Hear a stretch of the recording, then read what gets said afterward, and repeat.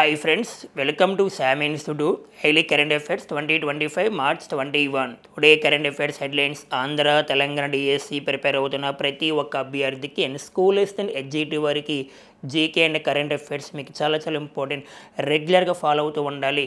మీ friends అందరికీ share చేయండి, like చేయండి అన్న వీడియో తప్పనిసరిగా. ఎందుకంటే డైలీ ఇన్ఫర్మేషన్ అన్ని పత్రికలు చూసి మీకు రెగ్యులర్గా అంటే ఏ అంశం అయితే మీకు ఇంపార్టెంటో అవన్నీ చెప్పడం జరుగుతుంది. అలాగే మన శామ్ ఇన్స్టిట్యూట్లో అంటే హెచ్జిటి ప్రధానంగా గ్రాండ్ టెస్ట్ అండ్ రివిజన్ టెస్ట్లు ఉన్నాయన్న మీరందరూ రాయండి, ఉపయోగించుకోండి. అలాగే స్కూల్ అండ్ సోషల్ కూడా గ్రాండ్ టెస్ట్ అండ్ రివిజన్ టెస్ట్లు జరుగుతున్నాయి. మీకు చాలా ప్లస్ అవుతుంది. ఈసారి ఆంధ్రప్రదేశ్లో నోటిఫికేషన్ రెడీగా ఉంది. గ్యారెంటీగా ఈ మంత్లో వచ్చే అవకాశం ఉంది. 99%. మనం 5 years నుంచి వెయిట్ చేస్తున్నాం ఒక జాబ్ కోసం. ఒక జాబ్ వస్తే మన లైఫ్ మారుతుంది ఆటోమేటిక్గా. ఈసారి సాధిద్దాం. ఎందుకంటే 5 years నుంచి వెయిట్ చేస్తున్నాం. గతంలో డిఎస్సిలో 1 or 2 marks మిస్ అయితే జాబ్ మనకి చాలా బాధపడ్డాం.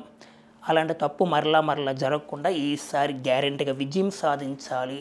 మనకి జాబ్ వస్తే మన లైఫ్ మారుతుంది ఆటోమేటిక్గా అని మైండ్లో అనుకోవాలి. ఓకేనా?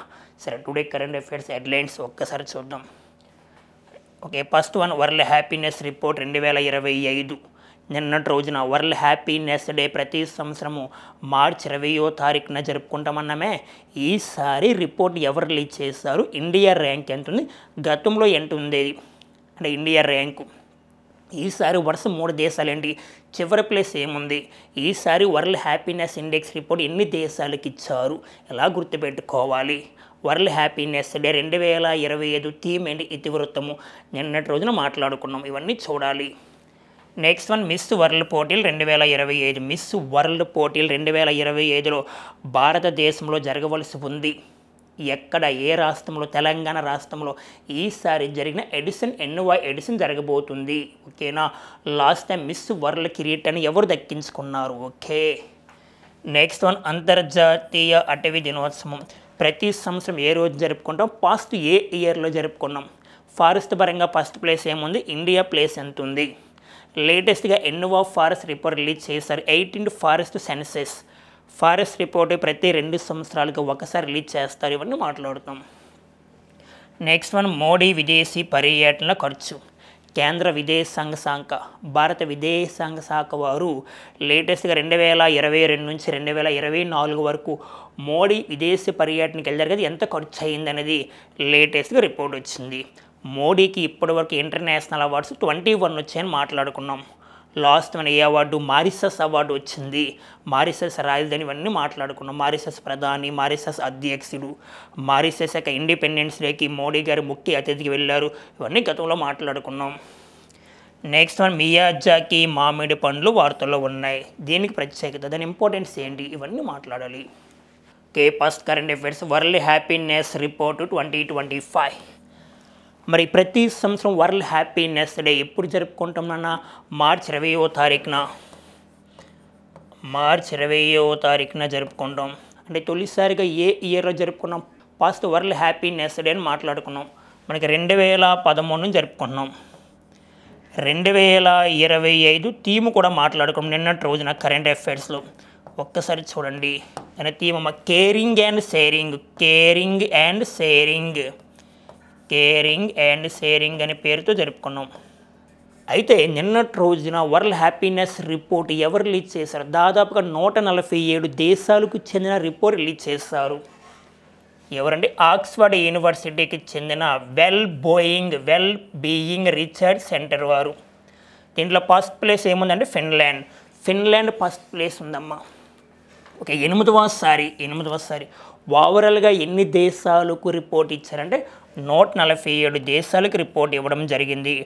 147 దేశాలకు రిపోర్ట్ ఇవ్వడం జరిగిందని గుర్తుపెట్టుకోవాలి.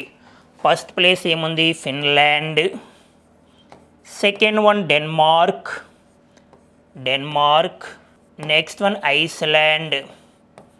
3వ ప్లేస్ ఐస్లాండ్. ఈ 3 గుర్తుపెట్టుకోవాలి. Finland, Denmark, Iceland. మొత్తం ఎన్ని దేశాలకు ఇచ్చారని? 147 దేశాలకు ఇచ్చారు. మాస్టారు ఇండియా ర్యాంక్ ఎంత? భారత్ 118వ స్థానంలో ఉంది. మరి చివరి స్థానము అంటే 147వ దేశం ఆఫ్ఘనిస్తాన్. ఈ రిపోర్ట్లో 8వసారి ఏ దేశం అంటే ఫిన్లాండ్. ప్రపంచంలో సంతోషంగా ఉన్న దేశంలో ఫిన్లాండ్. మరి మనకి పొరుగున ఉన్న దేశాలు చూసుకుంటే నేపాల్ 99వ ప్లేస్లో ఉంది, 92వ ప్లేస్లో ఉంది, 92 ప్లేస్. చైనా 68వ ప్లేస్లో ఉంది, పాకిస్తాన్ 109, శ్రీలంక 133, బంగ్లాదేశ్ 134లో ఉందని గుర్తుపెట్టుకోవాలి. వరల్డ్ హ్యాపీనెస్ ఇండెక్స్ ఈసారి రిలీజ్ చేసిన ఎడిషన్ ఎన్నవ ఎడిషన్ అంటే 13వ ఎడిషన్, 13th ఎడిషన్, 13వ ఎడిషన్. సరేనా, ఫస్ట్ ఎడిషన్ 2012 అంటే వరల్డ్ హ్యాపీనెస్ ఇండెక్స్ రిపోర్ట్ 2012లో రిలీజ్ చేస్తారు. అదే వరల్డ్ హ్యాపీనెస్ డే ఎప్పుడు నుంచి జరుపుకున్నాం అంటే 2013 నుంచి. హ్యాపీనెస్ ఇండెక్స్ రిపోర్టు 2012 అని గుర్తుపెట్టుకోవాలి. ఈసారి రిలీజ్ చేసిన ఎడిషన్ 13వ ఎడిషన్. ఈ 13వ ఎడిషన్ రిలీజ్ చేసింది ఆక్స్ఫర్డ్ యూనివర్సిటీకి చెందిన వెల్ బీయింగ్ రీసెర్చ్ సెంటర్ వారు.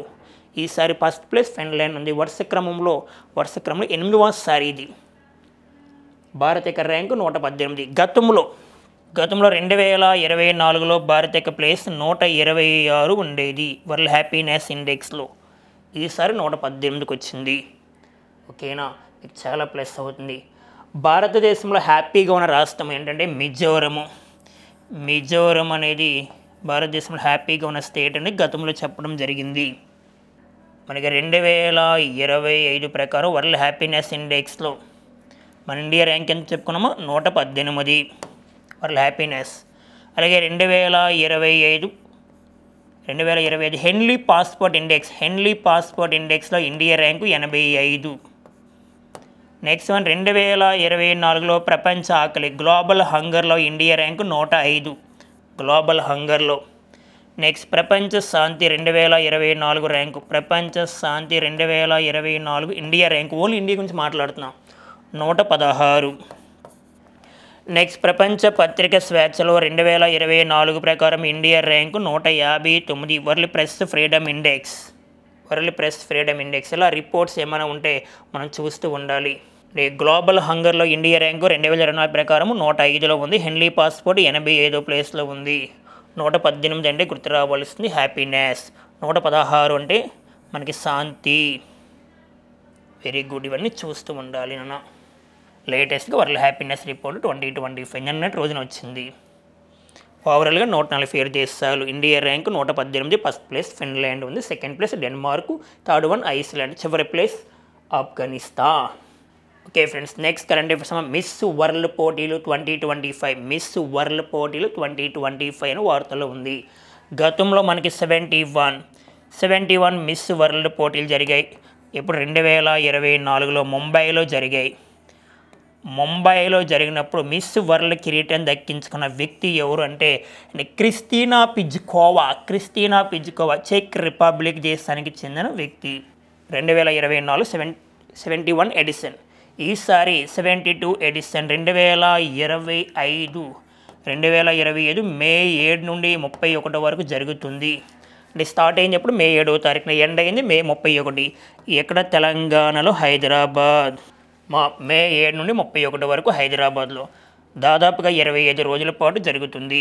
140 దేశాలకు చెందిన వ్యక్తులు పాల్గొంటారు. 2024 క్రిస్టినా పిజ్కోవా చెక్ రిపబ్లిక్ మిస్ వరల్డ్ కిరీటం దక్కించుకున్నారు. ఈసారి 2025లో ఎవరు దక్కించుకుని చూడాలి. లేటెస్ట్గా కొన్ని పాయింట్స్ మీకు యాడ్ చేస్తే ఇక్కడ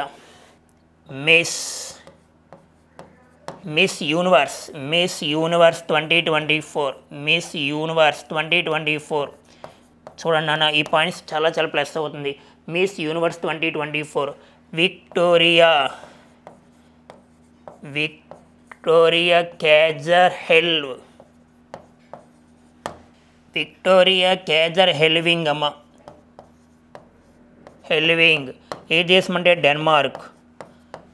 okay, 2024 Miss Universe Victoria Kjaer Helvig Denmark దేశానికి చెందిన వ్యక్తి అని గుర్తుపెట్టుకోవాలి. అలాగే మిస్ ఎర్త్ ఇండియా 2024 ఎవరంటే గౌరీ గౌతమ్ ఖార్ అని గుర్తుపెట్టుకోవాలి, మహారాష్ట్ర. అలాగే లేటెస్ట్గా Miss India World Miss India worldwide, Miss India worldwide ఎవరంటే Dhruvi Patel Miss India worldwide Dhruvi Patel 2024. అలాగే ఫెమినా మిస్ ఇండియా 2024 కిరీటం దక్కించుకుంది నిఖితా ఫోర్వల్ మధ్యప్రదేశ్ రాష్ట్రం చెందినవారు నిఖితా ఫోర్వల్. అలాగే మిస్ ఇండియా యూఎస్ఏ 2024 కిరీటం దక్కించుకుంది ఎవరంటే క్లైటీనా Sandra Neel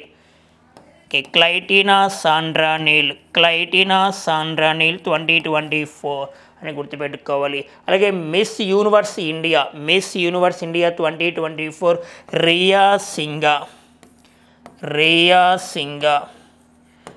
miss Universe India 2024 Rhea Singh అని గుర్తుపెట్టుకోవాలి. ఇలా పాయింట్స్ ఏమన్నా వస్తే చూస్తూ ఉండాలి. Miss Universe 2024 Victoria Kjaer Helvig Denmark దేశము. అలాగే Miss Earth India Gauri Gothankar అని గుర్తుపెట్టుకోవాలి. మిస్ ఇండియా వరల్డ్ వైడ్ అయితే మనకి ధ్రువి పటేల్ అని గుర్తు రావాలి. ఫెమినా మిస్ ఇండియా నిఖితా ఫోర్వల్ అని గుర్తు రావాలి.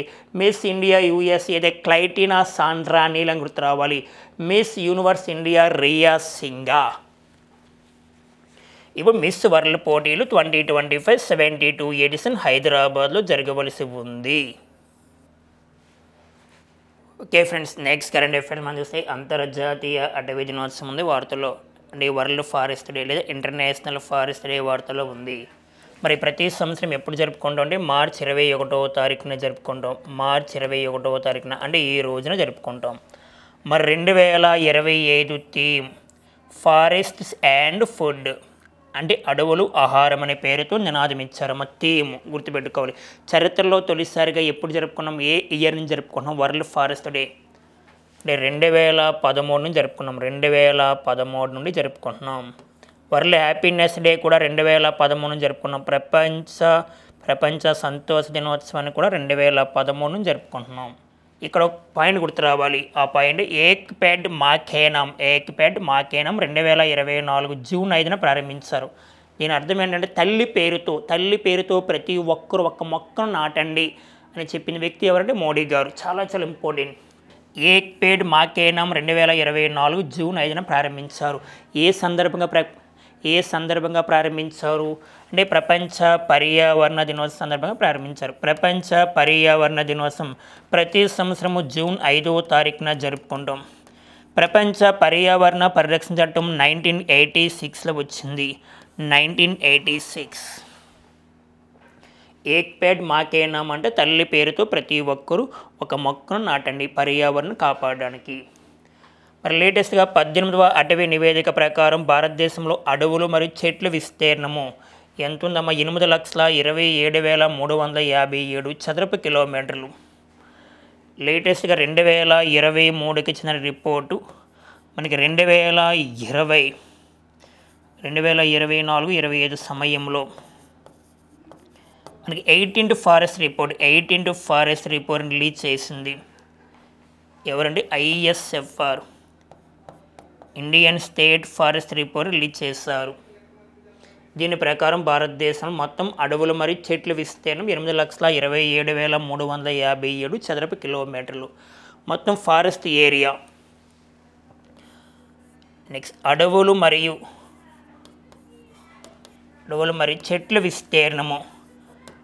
చెట్ల విస్తీర్ణము పర్సంటేజ్ ప్రకారంగా మనం చూసుకుంటే మీకు చాలా ఇంపార్టెంట్ అవుతుందనా అంటే 25.17%. 25.17% అనేది గుర్తుపెట్టుకోవాలి. దీంట్లో ప్రధానంగా 21.76 అంటే అడవుల శాతము. నెక్స్ట్ వన్ 3.41% అంటే చెట్ల విస్తీర్ణము. ఈ రెండు పర్టికులర్గా అడవుల శాతం అడిగితే మాత్రం 21.76%. చెట్ల విస్తీర్ణంతో 3.41%. ఈ రెండు కలిపితే 25.17% వస్తుంది.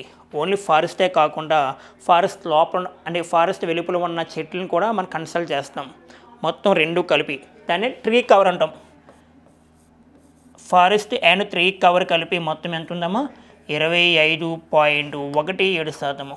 ఓన్లీ ఫారెస్ట్ అడిగితే మాత్రం 21.76%. చెట్లు విస్తీర్ణంతో కలిపి 3.41% ఉంది. ఓన్లీ చెట్లు విస్తీర్ణం అయితే. రెండు కలిపితే 25.17% గుర్తు రావాలి. మీకు చాలా ప్లస్ అవుతుంది.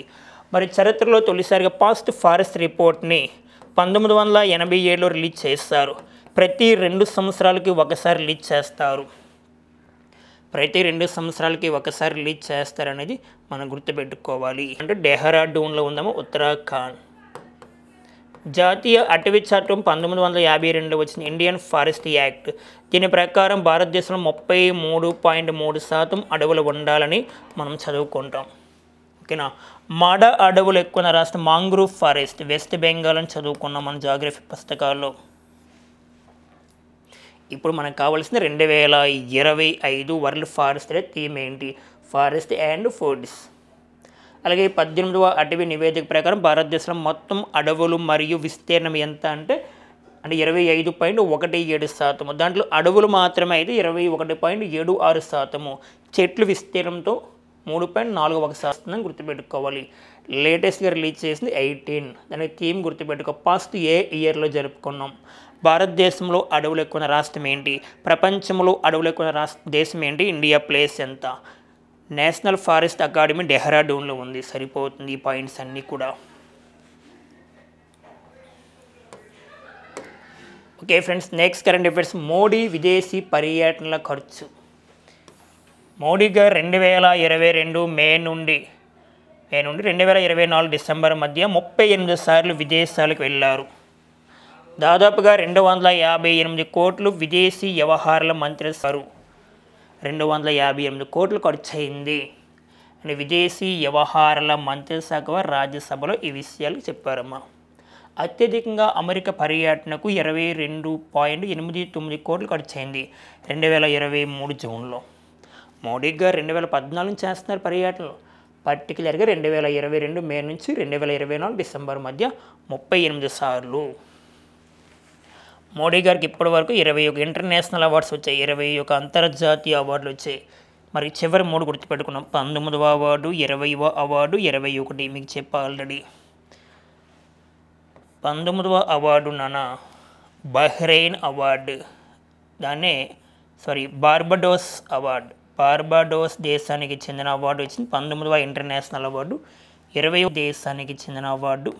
21వ అవార్డు లేటెస్ట్గా మారిషస్ దేశానికి చెందిన అవార్డు. మారిషస్ దేశానికి చెందిన అవార్డు గుర్తుపెట్టుకోవాలి. The grand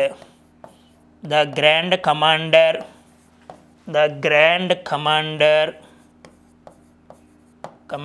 of the order award. Mauritius దేశం లేటెస్ట్గా 2025 ఇచ్చింది కదా, the grand commander of the order of the star award. Barbados award, Barbados దేశం ఇచ్చిన అవార్డు మీకు ఐడియా ఉంటుందన్న. అవార్డు పేరు order of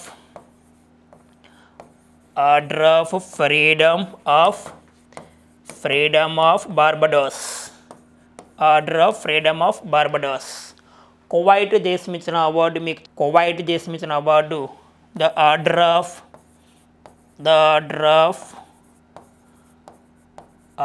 Mubarak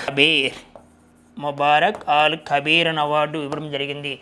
19వ international award అయితే Barbados award. Order of freedom of Barbados. 20వ అవార్డు కువైట్ దేశం ఇచ్చింది, the order of Mubarak al Kabeer award. 21వ అవార్డు లేటెస్ట్గా మారిషస్ దేశం ఇచ్చింది 2025లో, the grand commander of the order of the. చేసిన తర్వాత దేనిపై సంతకం చేశారని చెప్పుకున్నాం? పిఎం కిసాన్, ప్రధానమంత్రి కిసాన్ అనే పథకం పైన సంతకం చేస్తారు. ప్రధానమంత్రి కిసాన్ అనే పథకాన్ని 2019లో ప్రారంభించారు. సంవత్సరానికి ప్రతి రైతు ఖాతాలో 6,000 రూపాయలు అందిస్తారు 3 విడతలుగా. Okay friends, next current affairs. Miyazaki మామిడి పండ్లు అనేవి వార్తలు ఉన్నాయి. మియాజాకి మామిడి పండ్లు ఏ దేశానికి చెందినవి అంటే జపనీస్ రకానికి చెందినవి. జపనీస్ రకానికి చెందిన మామిడి పండ్లు ఇవి భారతదేశంలో ఒక వ్యక్తి పండించారు. దీని యొక్క ఖరీదు అక్షరాల ఒక మామిడి పండు 10,000 రూపాయలైన 10,000 రూపాయలు. భారతదేశంలో మహారాష్ట్రానికి చెందిన ఒక వ్యక్తి వార్తల్లోకి వచ్చారు. అంటే ఏమీ లేదు, కోవిడ్ వెళ్ళారు, సివిల్ సర్వీస్ కోచింగ్కి వెళ్ళారు. కోవిడ్ వచ్చిన తర్వాత ఆటోమేటిక్గా ఆయన ఏం చేశారంటే సివిల్ సర్వీస్ యాస్పిరెంట్ అయి ఉండి అక్కడి నుంచి వచ్చేసారు మా ఢిల్లీ నుంచి వచ్చి ఇంట్లోనే ఉంటూ ప్రిపేర్ అవుతూ ఉండేవారు. ఈ సమయంలో ఒక వ్యక్తికి వచ్చిన ఆలోచన అంటే తన తల్లిని అంటే వాళ్ళ అమ్మగారిని వ్యవసాయ రంగంపై అవగాహన కల్పించారు. దానిలో ప్రధానంగా మామిడి మొక్కలు పండించారు. అయితే వారు ఏం చేశారంటే ఆ సమయంలో ఫిలిప్పైన్స్ దేశానికి చెందిన ఒక 10 మామిడి మొక్కలు తీసుకొచ్చారు. ఒక్కొక్క మొక్క ఖరీదు 6,000 రూపాయలమ్మా. ఇది ఒక్కొక్క మొక్క దాదాపు 12 కాయలు కాసింది. ఈ సమయంలో కాయలు ఎక్కడ వేస్తేడు చాలా చాలా ఇంపార్టెంట్. ఓకే, మియాజాకి మామిడి పండ్లు. మియాజాకి అంటే జపనీస్ రకం అని గుర్తుపెట్టుకో. జపనీస్ అంటే జపనీస్ దేశంలో ఎక్కువ పండిస్తారు. ఓకే, ఇలా ఉంటాయి. ఒక్కో మామిడి పండు ధర 10,000 రూపాయలు. నెక్స్ట్ మహారాష్ట్ర నాందేడ్ జిల్లా బోసి గ్రామానికి చెందిన సుమాన్ బాబు గైక్వాడ్ అనే మహిళ పండిస్తున్నారు. చాలా చాలా ఇంపార్టెంట్. ఈమె ప్రత్యేకంగా గుర్తించి మోడీ గారు 2026లో గ్యారెంటీగా పద్మశ్రీ అవార్డు ఇచ్చే అవకాశం ఉంది కూడా. అంటే అలాంటి గ్రామీణ ప్రాంతంలో వ్యక్తులు గుర్తించి వారికి పద్మశ్రీ కానీ పద్మవిభూషణ్ అవార్డు ఇస్తున్నారు మోడీ గారు, మీరు చూస్తూ ఉంటే. ఓకే, మహారాష్ట్రలో నాందేడ్ జిల్లా బోసి గ్రామానికి చెందిన సుమాన్ బాబు గైక్వాడ్, ఆమె పేరు గుర్తుపెట్టుకో. నెక్స్ట్ ఫిలిప్పైన్స్ నుంచి 10 మొక్కలు తెప్పించారు. ఒక్కొక్క మొక్క 6,000 రూపాయలు. ఇవన్నీ అవసరం లేదు. ఇటీవల కాలంలో మియాజాకి మామిడి పండ్లు పండిస్తూ వార్తల్లోకి వచ్చిన మహిళ పేరు ఏం పేరు? సుమాన్ బాబు గైక్వాడ్. ఏ రాష్ట్రం అంటే మహారాష్ట్ర. సరిపోతుంది.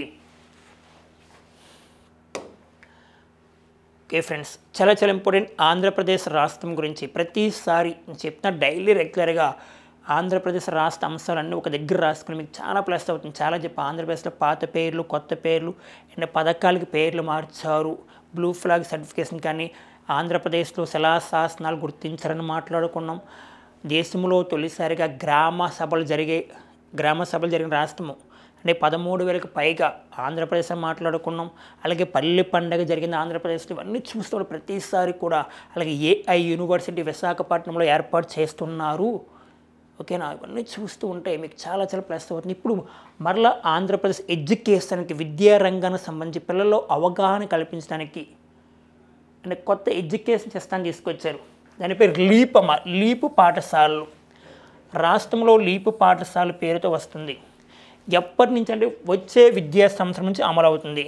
మరి నియోజకవర్గానికి ఒకటి చొప్పున ప్రతి నియోజకవర్గానికి ఒక పాఠశాల, లీపు పాఠశాల.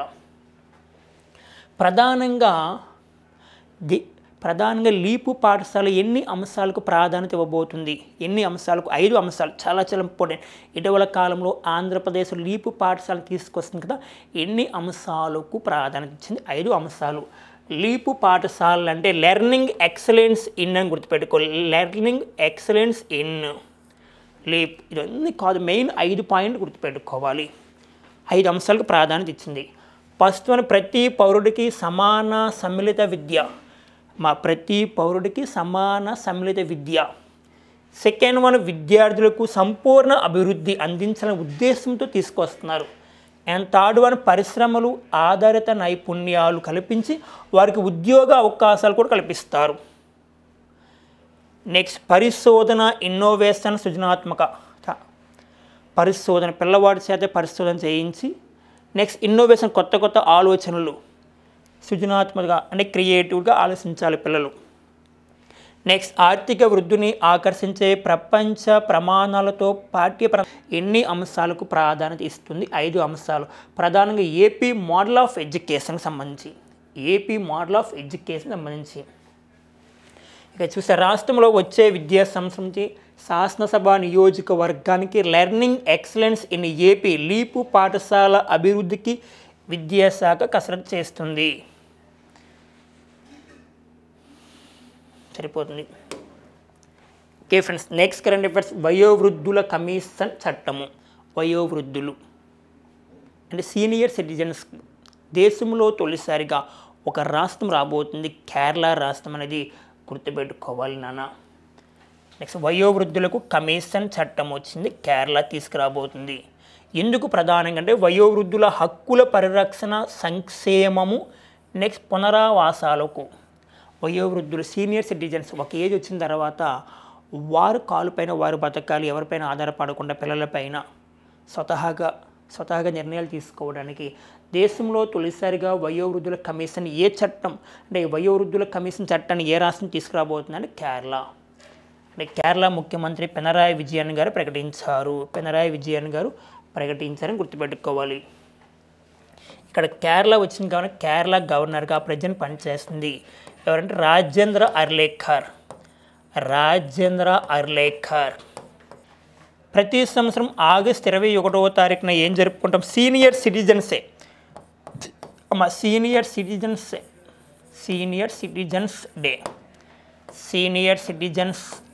డే అంటే వయోవృద్ధుల దినోత్సవం అనేది ప్రతి సంవత్సరం ఎప్పుడు జరుపుకుంటాం? ఆగస్టు 21వ తారీఖున జరుపుకుంటాం.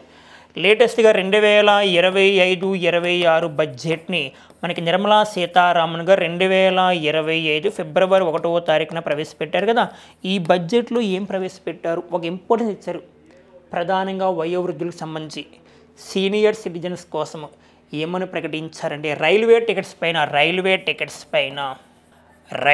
టికెట్స్ పైన సీనియర్ సిటిజన్స్ కోసం ఒక 40 నుంచి 50% ధరలు తగ్గిస్తారంట. అంటే రేట్లు తగ్గుతాయి వారి కోసం 40 నుంచి 50%.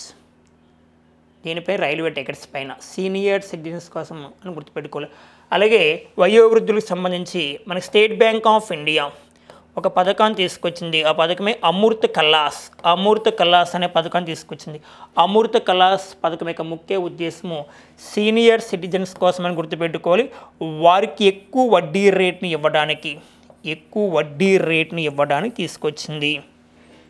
ఇక్కడ కేరళ వార్తల్లోకి వచ్చింది కానీ కేరళలో పొల్లంపార గుర్తు రావాలి.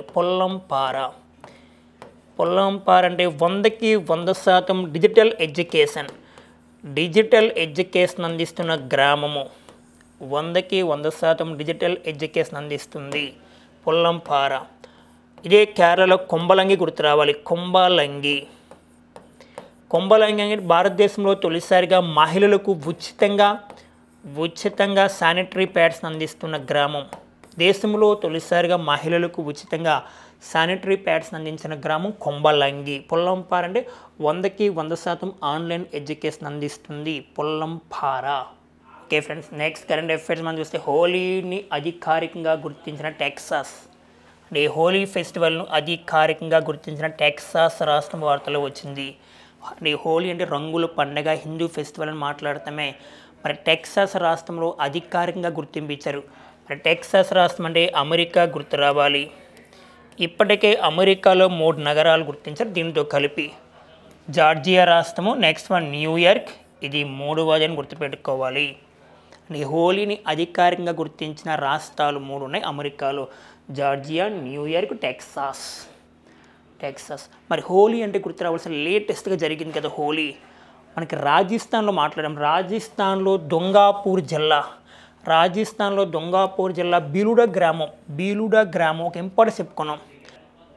రాళ్ళతో కొట్టుకున్న ఒక హోలీ జరుపుతారు. 2 వర్గాల మధ్య జరుగుతుందని మాట్లాడుకున్నాం. దాన్ని పత్తదార్ మారు హోలీ అని పిలుస్తాం. రాళ్ళతో హోలీ జరుపుకుంటారు. ఎక్కడంటే రాజస్థాన్లో దొంగాపూర్ జిల్లా బీలుడా గ్రామం అని గుర్తు రావాలి. ఇప్పుడు ఇక్కడ అమెరికా వచ్చింది మీకు. జార్జియా రాష్ట్రం ఎలా ప్రకటించింది? 2023 సమయంలో 2023 అక్టోబర్ నెలను ఏ విధంగా ప్రకటించింది అంటే హిందూ వారసత్వ నెలగా ప్రకటించింది. అంటే హిందూ హెరిటేజ్ మంత్గా ప్రకటించింది. చాలా ఇంపార్టెంట్ జార్జియా రాష్ట్రము. అలాగే ఒహియో రాష్ట్రం గుర్తు రావాలి. ఈ ఒహియో రాష్ట్రం కూడా ఎక్కడుంది? అమెరికా. లేటెస్ట్గా ఒహియో రాష్ట్రం ఎలా ప్రకటించింది అంటే అక్టోబర్ నెలను హిందూ వారసత్వ నెలగా ప్రకటించింది. ఓకేనా? ఒహియో రాష్ట్రం అక్టోబర్ నెలను ఎలా ప్రకటించింది? హిందూ వారసత్వ నెలగా. అదే జార్జియా రాష్ట్రాన్ని కూడా 2023 సమయంలో మనకి హిందూ వారసత్వ నెల ప్రకటించింది. ఏ మంత్ అంటే అక్టోబర్ నెలను గుర్తుపెట్టుకోవాలి.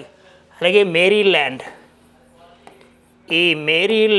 2023 సమయంలో డాక్టర్ బిఆర్ అంబేద్కర్కి చెందిన ఒక విగ్రహాన్ని ఆవిష్కరణ చేస్తారు. ఎన్ని అడుగులు అంటే 19 అడుగులు. చాలా ఇంపార్టెంట్.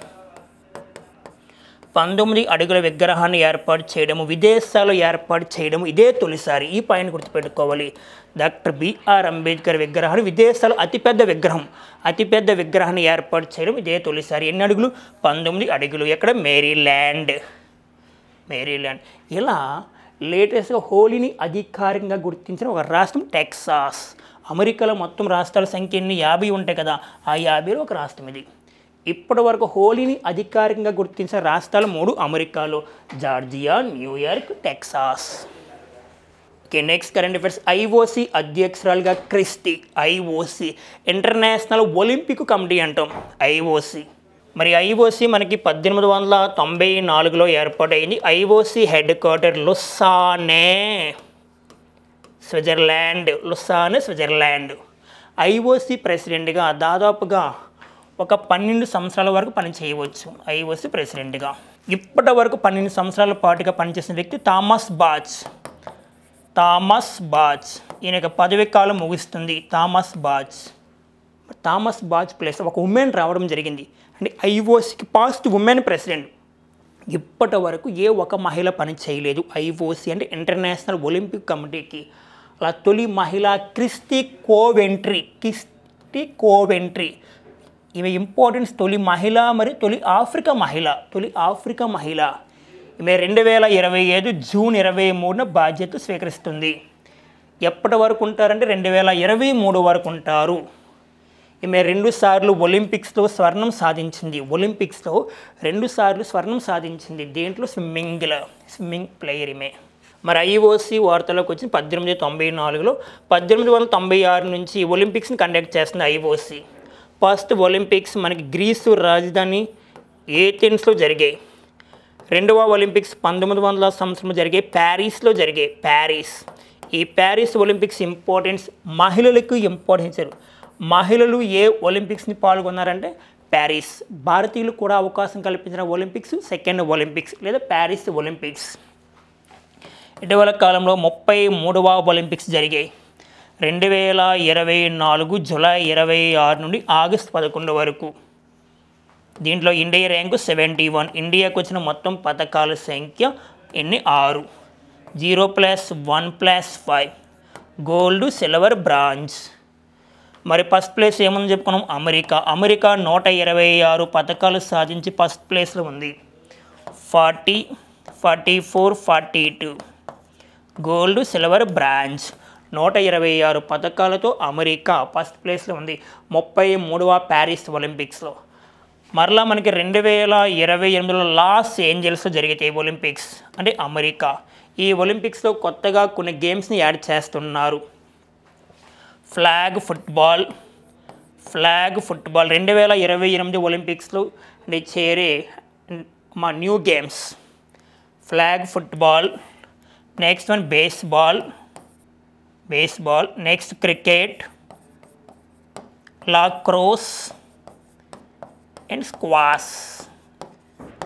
వెరీ లేటెస్ట్గా మరొక గేమ్ కూడా యాడ్ చేస్తారు, బాక్సింగ్ కూడా యాడ్ చేస్తామని చెప్పారు. బాక్సింగ్ 2028 ఒలింపిక్స్ లాస్ ఏంజల్స్ అంటే గుర్తు రావాల్సిన baseball, flag football, cricket, lacrosse and squash, boxing game కూడా 2028 ఒలింపిక్స్ రాబోతుంది.